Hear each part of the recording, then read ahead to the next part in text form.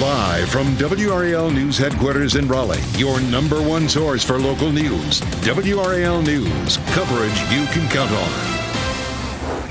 Calls for action in Durham after shooting that killed a 4-year-old and left a 15-year-old fighting for her life. Community members say they are fed up with the violence. And we are tracking some showers on radar right now. I'll go over where you'll need the umbrella and when as we head through today coming up. A new drug set for FDA approval today could help millions who suffer from Alzheimer's, while medical experts say this medicine could be a game changer. It is 6 o'clock. A lot of news to tell you about on this Thursday morning. A super sticky start out there. I'm Renee Chu. I'm Jeff Hogan. Yeah, temperatures are okay. Humidity is not. And a couple of showers out there. Anthony Baglione in the WRS Severe Weather Center with a look at the radar.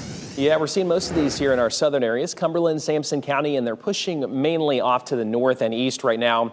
Moved through a place like Garland here and still seeing a few light sprinkles in that direction. South of Clinton is where we have kind of the heaviest coverage, and it's actually some pretty moderate to heavy rainfall pushing through. You see those reds, the yellows moving toward Magnolia and really out of our viewing area into eastern North Carolina. Probably over the next, let's say, 10-15 minutes or so. It's moving pretty fast. We put on the live sweep, though. Again, a few light sprinkles in Clinton. The bulk of this is just to your south, though, heading toward I-40. There's where we sit right now in Clinton. You can see from our live camera, probably a little bit damp out there on the roads, but we don't see anything pouring down right now on this camera. So that's a good sign here for us right now. Going through today, very similar to what we saw yesterday. We have a few light showers for us this morning. We get some dry time. Lunchtime looking pretty good. Maybe a spotty shower by that point. We get the daytime heating and we start to bubble up some storms once again this afternoon. There's 5 o'clock or so, and we continue to watch these here evening for that evening commute or so. So make sure to keep the umbrella handy, but certainly not a washout as we go throughout today, Brian.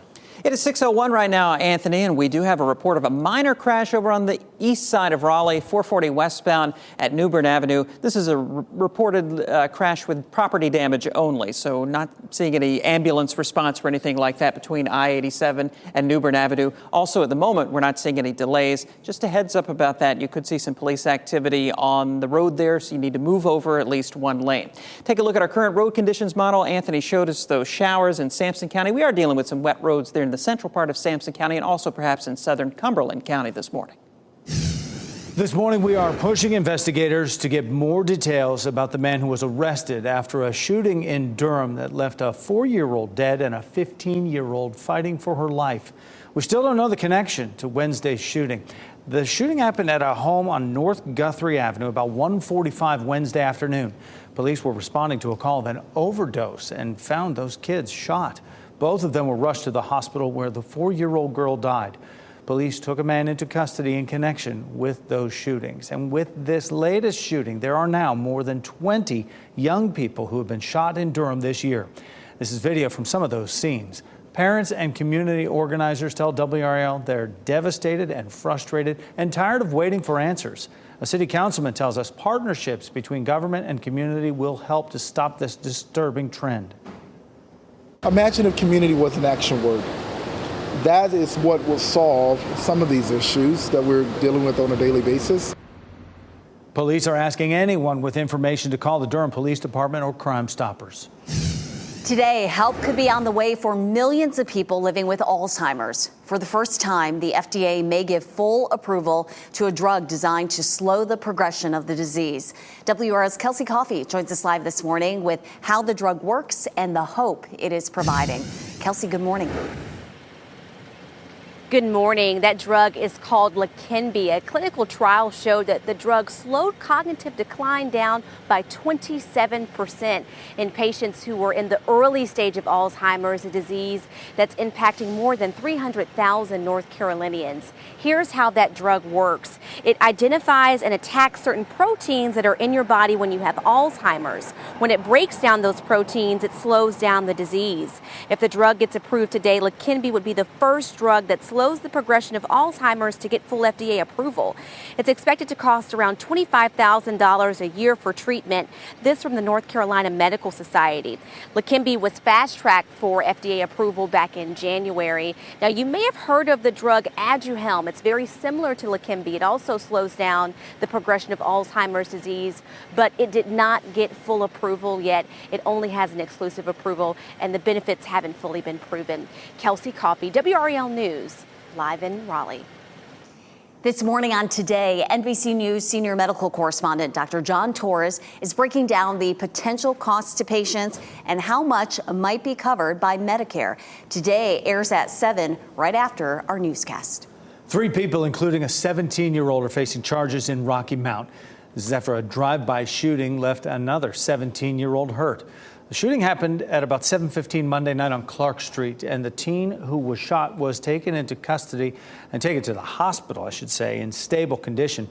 The 17-year-old was arrested and is charged with assault with a deadly weapon. And these men, 18-year-old Lloyd Evans, 23-year-old DeJuan Dickers, also both facing charges. Evans is charged with resisting arrest, obstructing or delaying justice. Dickers was arrested on a warrant for a stolen firearm. Police also found 9 guns from an apartment on Leggett Road as part of that investigation. And happening right now in the WRAL Live Center, we're following some breaking news out of New Jersey this morning. 2 firefighters are dead after they battled a fire on a massive cargo ship. It was docked at Port Newark, that is in New Jersey. Firefighters were dispatched last night around 9:30 for a report of multiple vehicles on fire. You can see the vehicles on that ship there. The fire was under control within 2 hours, but the safety director says that they were searching for at least 2 firefighters this morning. We have learned that sadly they both passed away.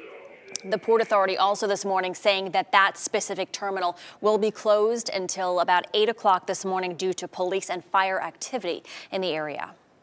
Michelle, thanks. This morning, the State Board of Elections will consider certifying a new voting system for upcoming elections. This is video from a demonstration of the software last week. It's designed to prepare, cast, and count ballots and includes ballot tabulators, marking devices, and election management computers.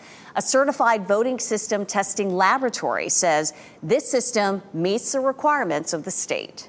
At least 5 people are in the hospital this morning, including 2 children, after being shot at a Florida apartment complex. Police in Fort Lauderdale say a group of people confronted another group in the courtyard, and that's when those shots were fired. It happened last night just before 9, and investigators have not made any arrests. Heads up if you're driving through Orange County tonight. Construction begins on MLK Jr. Boulevard in Chapel Hill. Crews will shut down 1 lane in each direction on the road at Estes Drive. Work begins tonight at 7. It should wrap up tomorrow morning at 6.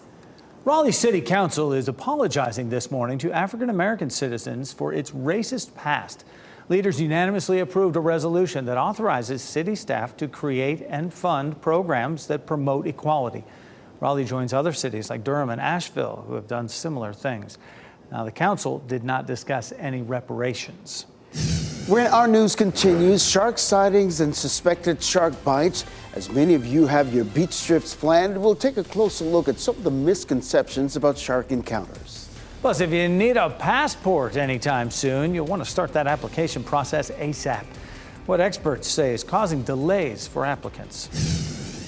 And we are tracking some showers currently on radar right now. We'll show you where these are headed. Mainly right now, they're in our southern communities. I'll talk about how the weekend forecast looks as well on Futurecast coming up. As you get into your car, tune to WRAL News Plus on your radio. In Raleigh on 99.3 FM. In Durham, 96.5 FM. And everywhere on 101.5 HD3.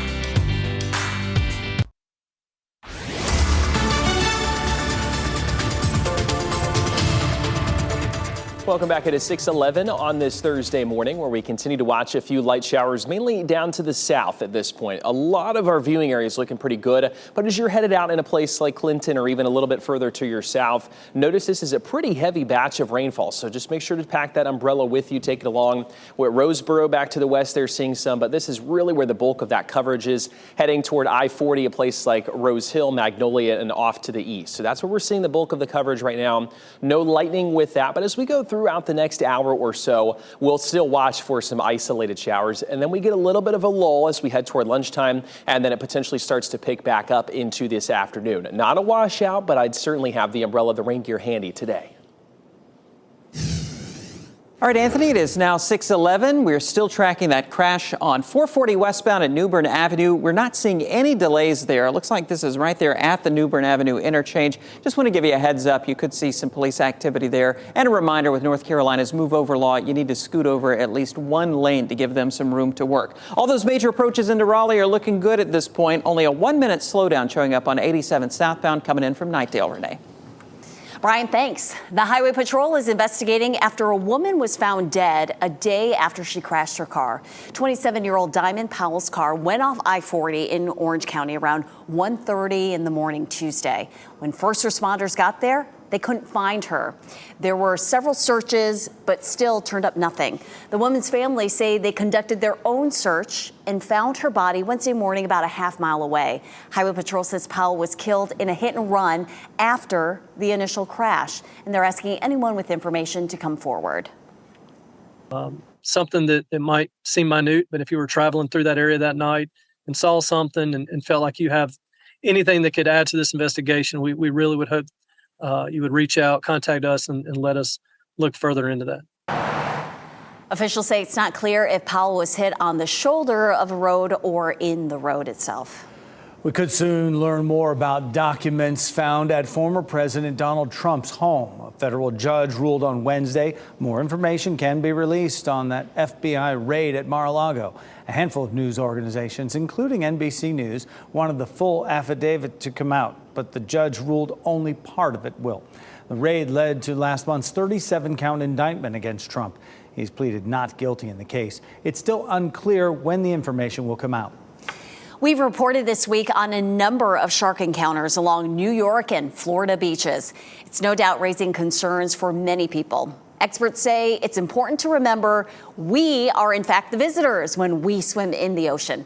WRAL's Ken Smith joins us now with some perspective for your next trip to the beach. Ken. Yeah, we want to clear up some misconceptions about shark encounters. Many people have beach trips planned along the North Carolina coast, of course. Now, we mentioned New York and Florida, but we've had our own shark sightings along our beaches. Experts with O-Search point out sharks are not hunting humans. Most attack on humans are mistakes because of poor water visibility or sharks just being curious. Sharks are also vital to maintaining a healthy ecosystem. The other point, the difference between a shark bite and a shark attack. When a shark bites, it's smaller and it makes a mistake or it's going after prey and you're sort of in the way. That's one level of a problem. A shark attack, though, which implies that the shark is really trying to kill and feed on the person, that is so incredibly rare. Well, dating back to 1935, some stats from the Florida Museum. Take a look at your screen. The most shark encounters along the North Carolina coast have happened in Brunswick, New Hanover, Carteret, Onslow, and Dare counties, all very popular beach destinations in our state. But here's something else to keep in mind. Shark bites and more serious deadly shark attacks are less common than they've been in the past. Now, coming up on the Today Show, a closer look at some of the myths and facts of shark encounters. Renee. Ken, I'll be honest, even knowing this doesn't make me any less terrified of the sharks. I'm just going in knee deep. All right, anyone wanting to travel abroad will need to apply for their passport sooner rather than later. The estimated time to receive a new one is 10 to 13 weeks, with the option of 7 to 9 week expedited shipping for an extra $60. The State Department says it doesn't expect to be back at pre-pandemic processing times until the end of the year. Part of this is because of surge in demand, with more than 500,000 applications being received weekly. The agency says it has approved up to 40,000 overtime hours each month to help with the backlog. Credit concerns are front and center this morning as new data shows debt delinquencies are on the rise. The increase includes more days past due categories for credit cards, loans, and mortgages. It jumped from 0.16% of loans in May of last year to now 0.25% in May of this year. Higher interest rates have made borrowing more expensive. Economists say if the delinquency trend continues, it could force lenders to become more cautious when extending credit. Now, as we move forward, I think it's highly likely that down market consumers will continue to face elevated rates of credit on their revolving debt and credit cards. Also, keep in mind the Fed decided to pause raising interest rates last month, but economists say there still doesn't seem to be any relief coming anytime soon. The Fed could hike rates again later this year. Some safety upgrades are coming to a busy section of Bragg Boulevard in Cumberland County. DOT approved the $6.5 million project this week. They will close median openings and install pedestrian signals and crosswalks at 5 different intersections. The work will take place along a 1.5-mile stretch of Bragg Boulevard. Work should begin in August and finished by fall of 2024. Oh, already looking forward to some fall weather, but I know we got to get through a hot and muggy summer. Anthony, the mugginess out there prompting some showers across the viewing area. Yeah, we have a lot of moisture right now in the atmosphere. If you walk outside, you can still feel that like we've had the past couple of days. We're at that point here this summer where we're in that tropical category, and it takes a decently strong cold front or something to really bring those humidity levels down. I really don't see that over the next couple of days. We still are going to be feeling pretty humid. Not off the charts, though, as far as our heat index value is concerned, what it feels like on your skin. And I'll talk more about that here in just a second. Certainly, though, the shower activity is out there right now, mainly for our southern areas. A lot of our viewing area looking dry, but I want to make you aware here as you're headed, let's say, in a place like Clinton, Roseboro, just to the north and east there of Garland. Most of this is pushing. You can see kind of up to the north and east near Magnolia, Rose Hill, heading out of our viewing area. It's a pretty heavy to moderate batch of rainfall. I-40 going to be very wet here shortly. So if you're traveling, just maybe take it a little bit slower here over the next hour or so in this direction. Clinton overall looking relatively calm in your direction. The bulk of that coverage is just to your south at this point by probably 10, 15 miles or so. Here's where we sit right now, though, as we take a live look on our Durham camera. It is going to be a beautiful sunrise in some spots where we can kind of get that filtered sunshine. Some of those clouds hanging along. You can see kind of that sun trying to peek through in the distance. That's what we'll go for here through most of our viewing area over the next little while. We're at 73 right now in Raleigh and Durham, a 68, our cool spot in Roxborough. Good morning to you. 75 in Fayetteville, 73 in Clinton. So temperature-wise, it's not too bad, but you factor in that humidity, it feels oppressive, and we're still going to be talking those feels like temperatures this afternoon, probably right about 95 to 96. So just make sure to stay hydrated if you're out and about. There's Futurecast we head through this morning. On the whole, looking about like what we're seeing right now, just a few spotty showers, maybe a rumble of thunder. Lunchtime looking pretty quiet, but then into this afternoon, when we get that summertime heat to bubble up, we could see some showers and storms as a result. No severe weather expected, but you notice very similar to what we saw yesterday, although I don't expect any severe thunderstorm warnings, things like that. As we head into the evening, we lose the fuel for the storms and they tend to settle down, and overnight tonight is looking pretty quiet. Otherwise, we'll see high temperatures near 90, 91 there. We'll hit it in Roxborough, and 88 there in Clinton, 88 in Goldsboro. When we talk about how we're headed here into the weekend, overall does not look like a washout, but you see that trend where we get the afternoon storms really over the next probably 5 days or so. We're at 94 tomorrow, 91 on Saturday, 90 on Sunday. Looking like that chance is still there for some showers and storms. A better chance, though, into Monday afternoon and evening, Brian. So we'll be watching that, but overall looking pretty quiet here today. Anthony, at 6:20 right now, Raleigh 911 reporting that they still have an active scene out at 440 westbound at New Bern Avenue with a minor crash there. Still not seeing any delays as you head in from I-87 up toward New Bern Avenue, but look out for some activity there that may cause you to move over at least one lane or at least slow down considerably. Looking around the rest of the triangle, live sensors checking out all right with no big delays showing up. We do have a minor crash over in Wilson that I'm watching on the ramp from 264 westbound onto 95 southbound. The ramp is narrowed, so traffic is getting by, but just expect a little bit of police activity. Will do, Brian. Thank you. Harry Potter fans are excited that a new series has been confirmed by Max now, and coming up, what one of the original cast members is saying about the possibility of reprising his role. Plus, we'll learn more today about the case of the man who was reported missing as a teen and was reportedly found over the weekend. What neighbors are saying about Rudy Ferris's disappearance. First, here's a look at your winning lottery numbers.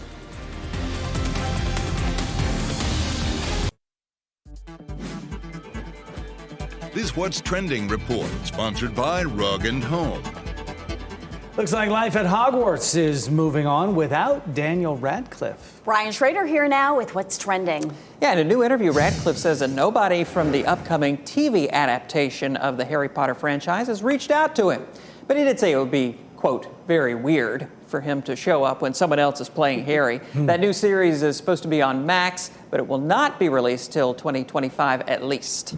And the TV adaptation is supposed to be a retelling of the books, and Daniel Radcliffe is now 33. Harry Potter is 12 years old. So he's kind of aged out of that role, unless they were doing a future thing. But, a lot of folks are also saying, why is HBO doing this TV adaptation when the movies were so good? They have such a following.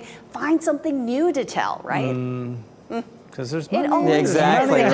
Just go back to the Somewhere. well and redo something. There are no new ideas. No, apparently not. Shakira is making a statement at Paris Fashion Week, and it's literally a statement here. Her outfit says it all. Look at that. Oh. It says no. In a follow-up video on Instagram, she said, yes is overrated. She didn't give any further explanation for that stance. And talk about no new ideas. This goes back to a fashion design from 2008, that era in there, when some designers were saying that the fashion industry is going too fast. So they were just saying no that season. That was 2008. I think she has her own current day message along with that. Maybe we'll Or find an out. interpretation. Yeah. Your wedding day dreams can all come true thanks to McDonald's. The fast food giant announcing a wedding menu on their Indonesian Instagram account. The packages start around $200. Oh, so you get 100 chicken sandwiches, 100 packs of 4-piece chicken nuggets.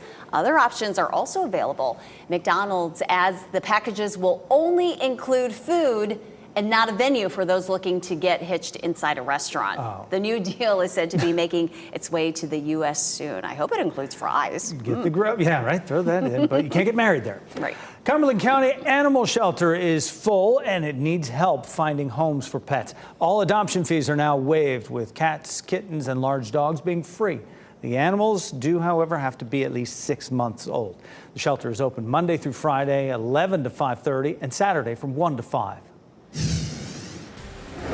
A new drug set for FDA approval today could help millions who suffer from Alzheimer's. What medical experts say makes this medicine a game changer. And we've got the summertime heat sticking with us the next couple of days, near 90 today and through the weekend. I'll talk about just how hot it will feel and storm chances coming up.